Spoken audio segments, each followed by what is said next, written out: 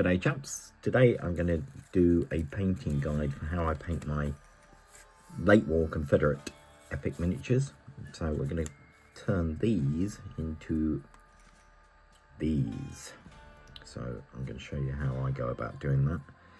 I'm not going to show you how to do the basing. I'll do that in a separate video because I've had quite a few people ask me how I do it. So I will show you, but it'll be a separate video because this one's going to go on long enough as it is. Right, let's get going.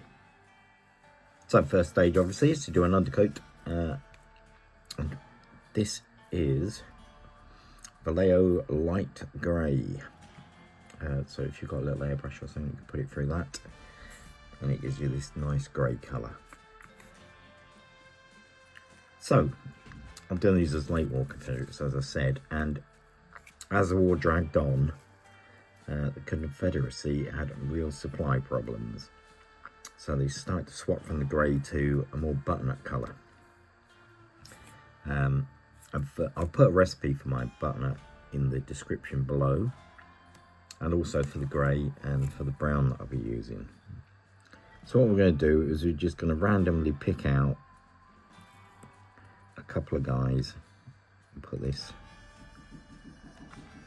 butternut colour on them all. Not on them all, sorry. We're just going to pick out a few different ones and randomly put some butternut on them.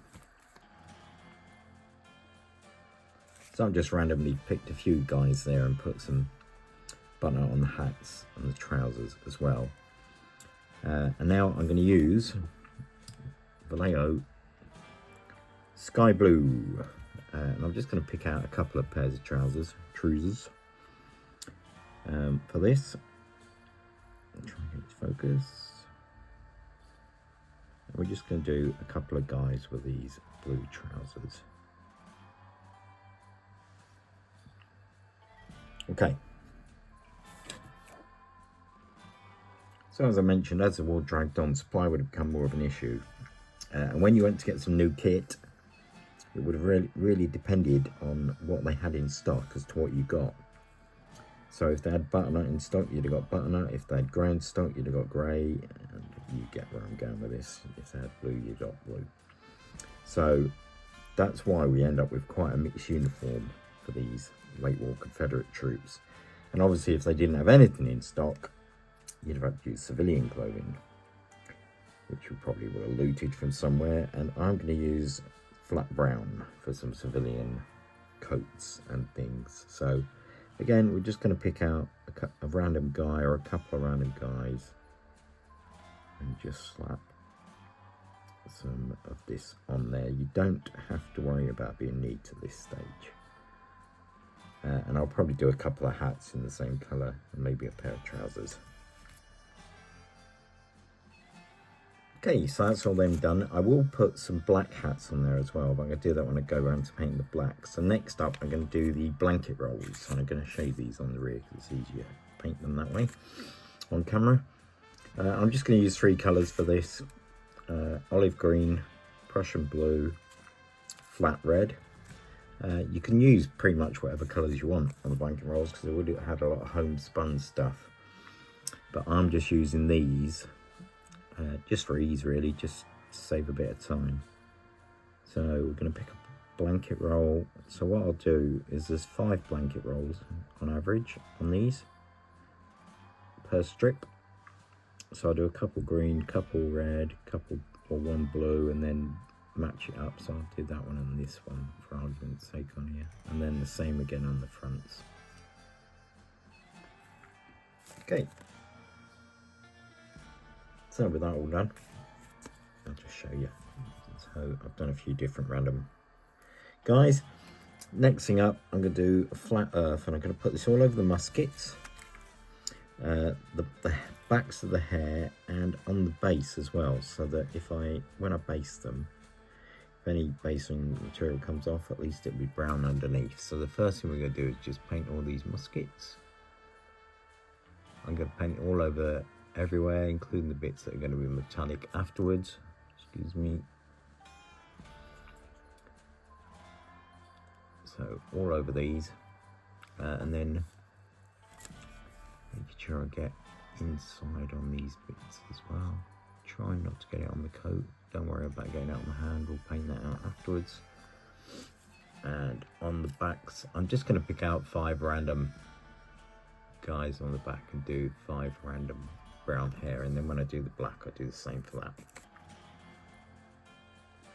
So I forgot to mention, while I paint that brown, I also do the water bowls on all these Confederate troops brown. There's not that many to pick out. So the next colour I'm going to use is Vellejo Black Grey. And I'm going to do all the areas that I want to be black with this. I'll show you on the back. So I'm going to do all the ammo pouches and cross straps and everything. Everything's going to be black. You probably could do slightly different colours.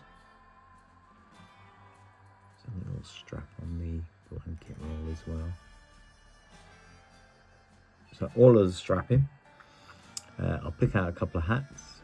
Is that Kepi? No. Pick out a couple of hats, paint them black. So yeah, some of the equipment would have been different colours, but life's too short. If you want to paint in different colours, it's up to you, but I'm just going to paint everything black. And the same again on the front. Oh, and the guys whose hair I haven't done yet, I'm going to put them black as well. So with all the black done, I've also done the boots on these, although when I do the basing, I'll probably cover most of them. It's more the raised boots. So the next couple of colours I'm going to use are plate mail metal, that's for all the muskets, and old gold for the buckles and the bayonet handles. So we're just gonna, any of the rifles that are facing front, like this one, we're just gonna run very carefully, just run a line up, straight up there, and then the tip of the musket. So we're going to do that on all of them. And then the gold, he says, try not to wobble the camera too much. They've just got a little buckle here, just a belt buckle there. And then some of them got them on the chest as well. So I'm going to go along and paint all of them. Okay, all the metallics are now done. If you look closely, you'll see I've made lots of mistakes here, there and everywhere. I'm not too worried about all that. It'll all come out in the wash, as the saying goes. Speaking of the wash, that's what we're going to get onto now. So for the wash, I'm going to use GW Nuln oil. Now, here's the top tip for you. Put it on a little base, because it makes it a lot harder to knock over. We've all seen them horror stories, haven't we? And so we are just not going to be precious with this at all. We're just going to slap this all over everything. So I will get back to you when the wash has dried. We can go on to the highlighting stage. And then I'll tell you a couple more quick tips. They're going to save a bit more time again. Right, so now we've got the boring bit out of the way. We're going to do the flesh tones now and the hair. So the more astute among you will have noticed I haven't done that yet. So yeah, I'll do this afterwards now. And what we're going to use for this is Panzerace's Highlights Flesh from Vellejo, but any really pale flesh will do. So yeah, let's try and get some paint on these on camera. We'll use this guy. So we're just going to paint all the faces and all the hair. Don't worry about that, because we'll paint that out afterwards. Just paint that, and then all the hands, and that's it. So I'm just going to go along and paint all the faces and hands on all of them. Okay, with the all the flesh done, what we're going to do now is we're going to paint the hair on. We'll use the same two colours again, black, grey and flat earth. We'll sort these out with some highlights afterwards. So all we're going to do now is look at which ones have got what colour on the back, and then correspond that to the front.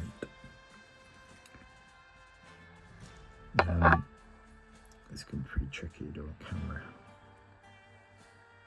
So we're just going to paint all the hair in now. Try and be neat when you're doing it.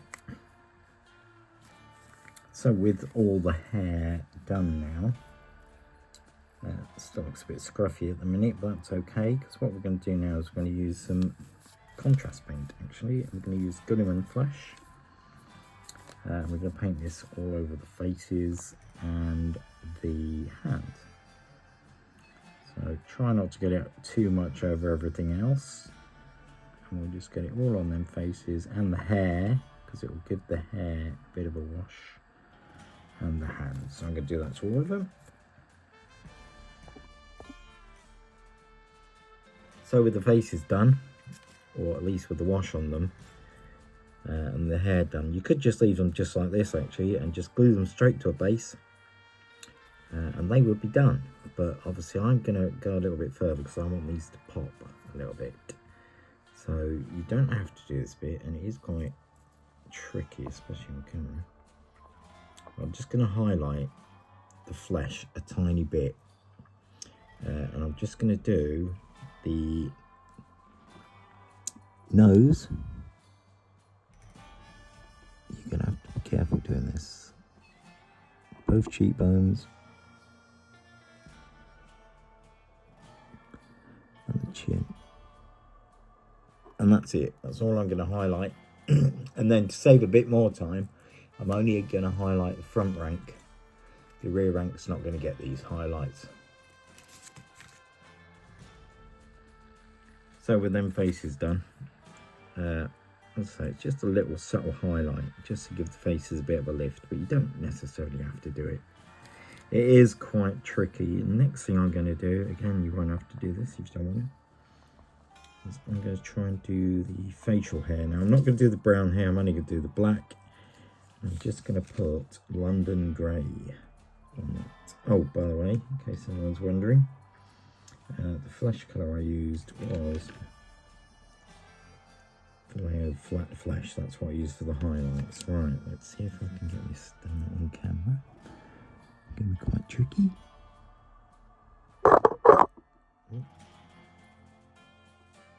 So we're just going to basically put little dabs on the hair with the London Grey. So I'm going to do that to all of them. So all the faces done now. I did go over as well and add a bit of light grey. Vellejo, where is it? Vellejo light grey, because I didn't think us old timers was represented enough. So next, you could just leave it there, but I want these uniforms to pop. So we're going to go over all the grey areas, and we're going to go back over the base coat of light grey. And we're going to just do the jackets, trousers, cappies, hats, everything that's light grey. And the next time saving technique we're going to do is on the front rank, we're just going to highlight the fronts and from the shoulders up. And on the rear rank, we're just going to highlight from the hands upwards, and on the back, everything as normal. And that will save us a bit of time, in theory. Right, so as I say, you don't have to go mad with these highlights. It's just a case of putting little dots in places where you want them, like so. So I'm going to go over and do them all now. So the last colour we're going to use is Vellejo Sky Grey, and we're only going to do this to the front of the front ranks. None of the rear ranks or anybody else is going to get a highlight. And it's just a real, just an edge highlight. And just pick out little areas just so you want to stand out a little bit more. Like so. So I'm going to go across the front rank and get them done. So you can see I've just put little subtle little dots here and there. You see, especially on the trousers, how it makes them really stand out and pop.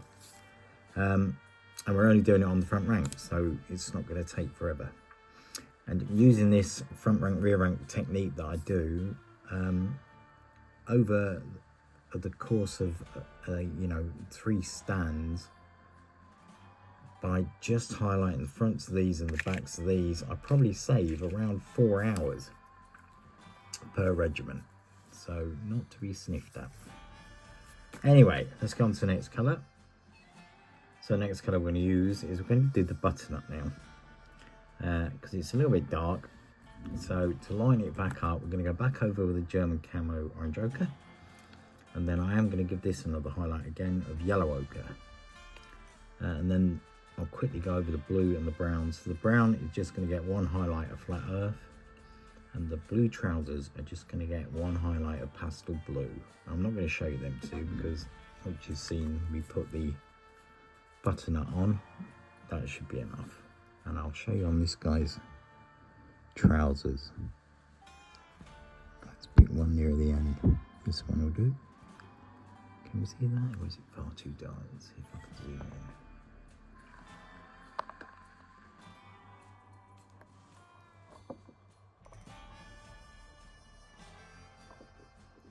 Okay. Do this, dude. And then we'll highlight the coats as well. So we're just going to do bits like that, a little bit at the bottom of his trousers, and the same with that one. Just something like that, and then we'll go over with the yellow ochre.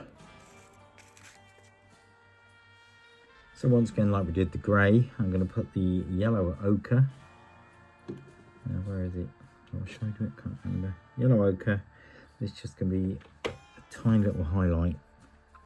And we're only going to do this to the front rank.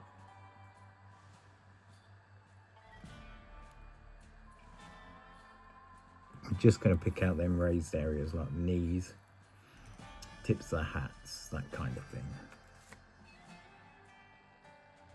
So all the trousers are done. An example of front rank, rear rank. You can see that there's hardly any highlights on them. Plenty of highlights on them. So the last thing to do before I get these based is I'm going to do the blanket rolls. Olive green for the green ones, which I've already done actually. Flat red for the red ones. Prussian blue for the blue ones. There's a bit of paintbrush. So we're just gonna, I'll show you on the back. It's a lot easier to paint on camera. We're just gonna, where's the blue one? There we go. Oh, too much paint on there.